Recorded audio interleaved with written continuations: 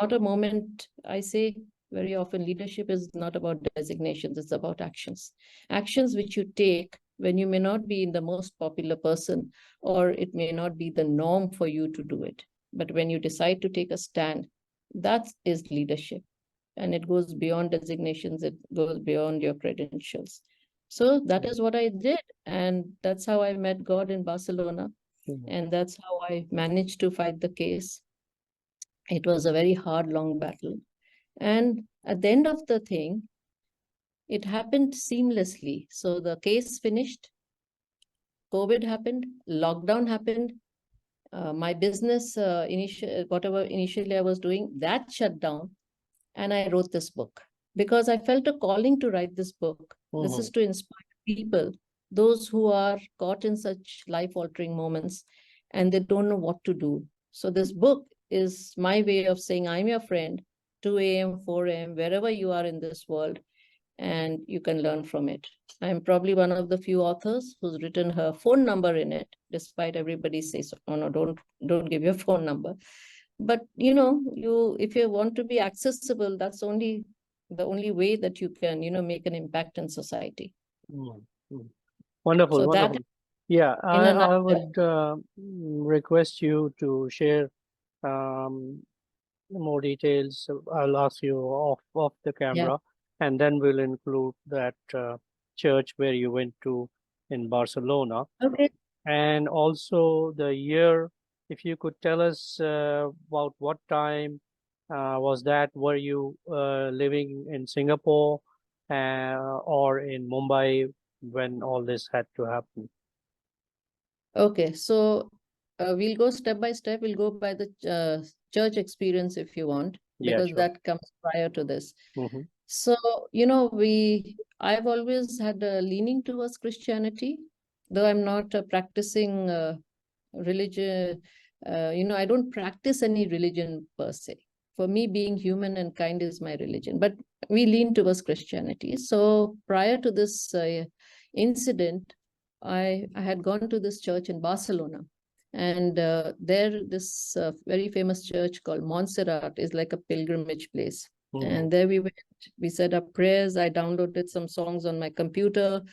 I came back, I was quite happy and pleased. I had a connection with that church. And I came back, and that time my son had also not got a job. He was looking for a job. So I said, he should get a job. I wrote in the book there and came away. And next thing I know, 1 month, while coming back, we stopped at Thailand. And there I had met this lady who does aromatherapy, and she had asked me to do some meditation. So I was doing meditation, and I used to see things in my meditation. I used to see angel wings. I used to see myself looking down from a hilltop, and I used to see myself wearing red boots. I couldn't figure out anything, and I didn't bother about it. I just did my meditation. And then this catastrophe happened, the worst of the tragedies.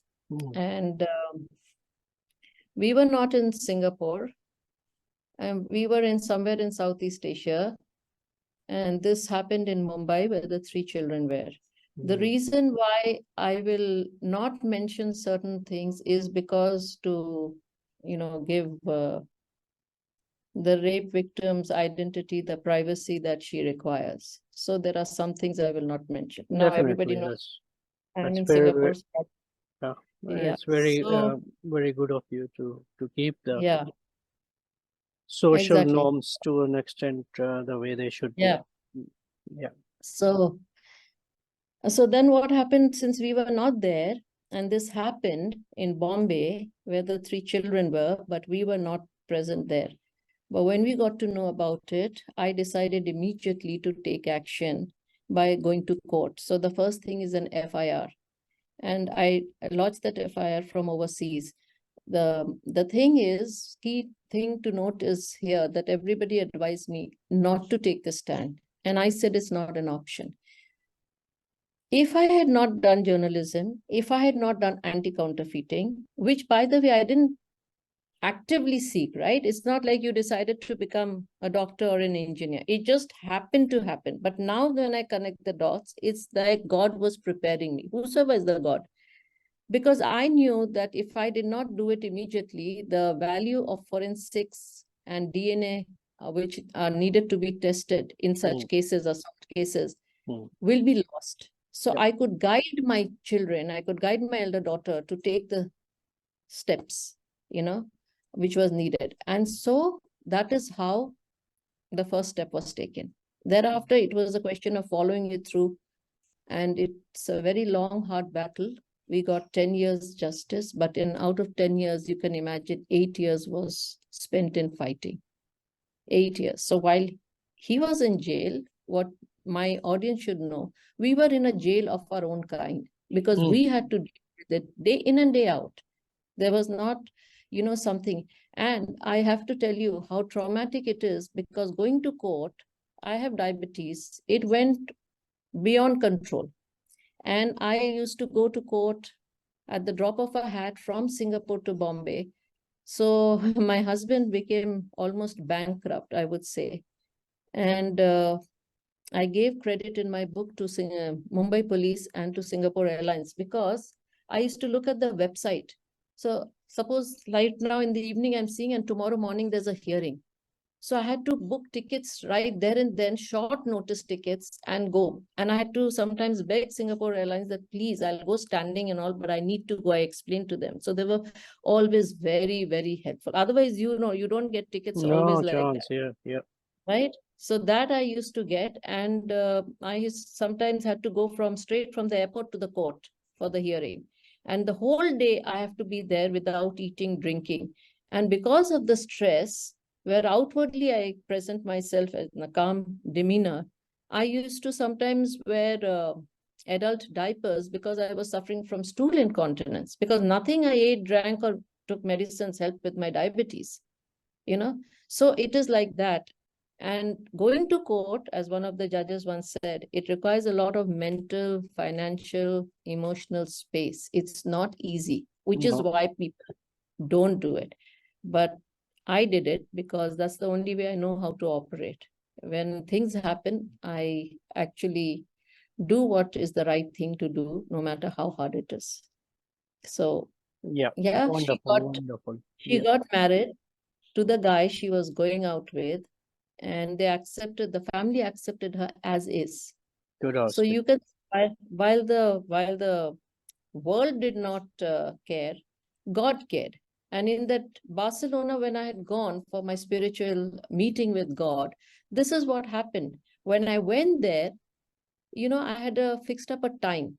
And my husband, who was very ill at that time, he followed me there. But when he boarded the plane, he became perfectly all right. And when I reached there in the church where I was supposed to be, I couldn't find it initially till one lady came out, and I just told her, and she said, you won't find it. It's not open to tourists.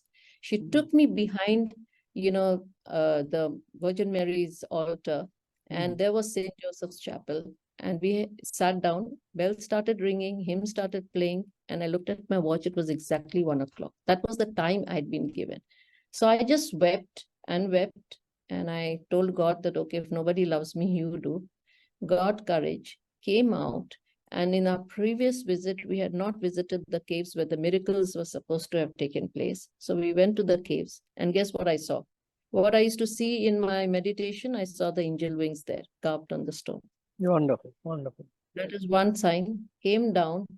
I went to the monastery, which my Spanish chef had recommended to me in the place that I was staying, who knew my entire story. He said, go to this monastery and you meet the priest, you'll feel good. And my elder daughter, who you know from a child, now you've not seen her so many years, she does tarot card and angel card reading. And whenever she does this reading, she takes out 3 cards for me, which is Archangel, Gabriel, Michael, Raphael. And she told me that you're not telling, but you're going somewhere where your angels are going.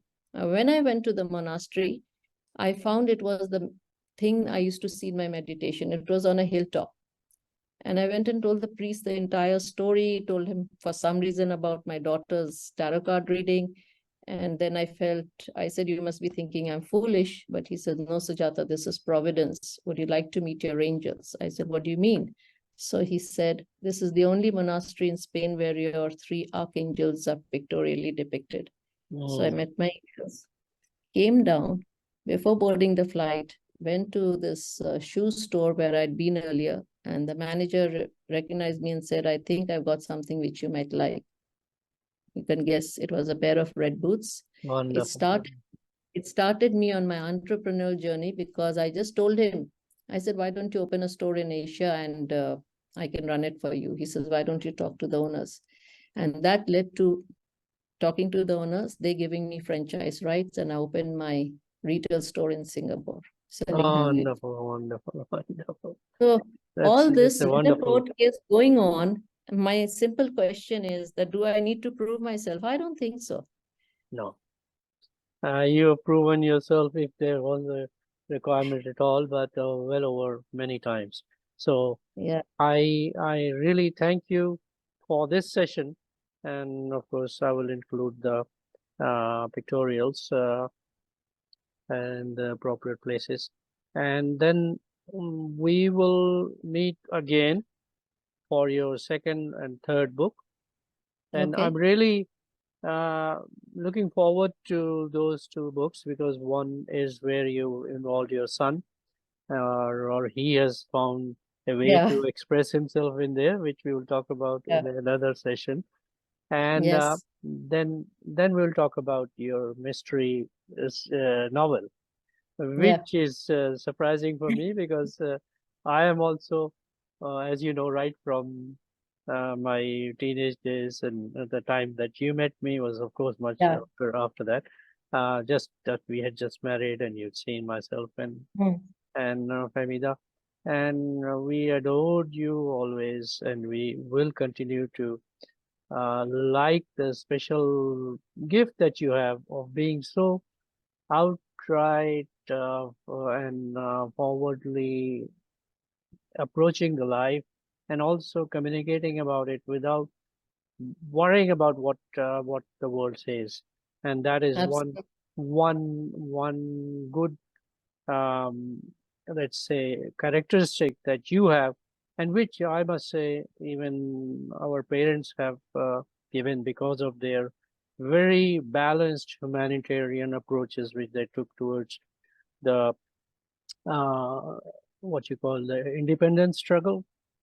And although they were from very well uh, endowed gentry with lots of Yeah, money and property and whatnot, yet they shunned all that and uh, got into freedom struggle. So, yes, and then they inculcated those feelings of keeping humanity alive and the yeah, independence of human being uh, the most paramount, uh, let's say, topic and thought uh, as the guiding principle. And it doesn't matter what sort of form or shape your connection with God takes. yeah, You are a human absolutely. being, and Yeah, and that's it. As long as you are as good towards your fellow human beings as others, then as yourself, then you've done the job. And I kudos to you for having kept the brevity and way to go forward, and also inculcate those characteristics in your family, especially your children. So thank you, and we will meet again for your second book about uh, whimsical feelings, musings. Yes. musings. Yeah.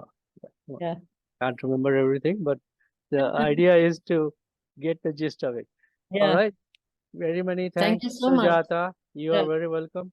You want to say a few words to our audience before we depart for I this only particular want to session? say that you heard the two of us, and you see the presenter is saying that he knows me for 30 years, which is a very long time to know, and his attitude towards me has not changed. Why I'm saying this is very key, because people change all the time. They might love you one day, they might hate you another day, and they keep changing their, their perceptions or their, whatever they think about you. This person has not changed his stance. Whereas I can tell you, if you read my book, I quote one person, have not given names, but you would be shocked. There was one gentleman who told me that you should be locked up in a room and the key should be thrown away. Boy, he should be locked up. Yeah, but now you can see what all I went through. If after that I still have a logical thinking brain, it shows that how I, my outlook on life, how I don't allow everybody to, change or make me, wonder who I am, what I am, or I have to live up to people's expectations. If that I would be doing, I would not be who I am. Wonderful. With those words, we end this session, and we'll continue with the other books in future. Thank you very much, Sujata, and thank you to all the viewers of Suniyetau. All the best. Take care. Bye-bye.